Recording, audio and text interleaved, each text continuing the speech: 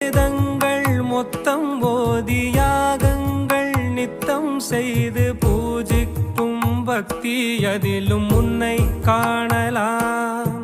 பசி என்று தன் முன் வந்து கையேந்தி கேட்கும் போது தன் உணவை தந்தால் கூட உன்னை காணலாம்.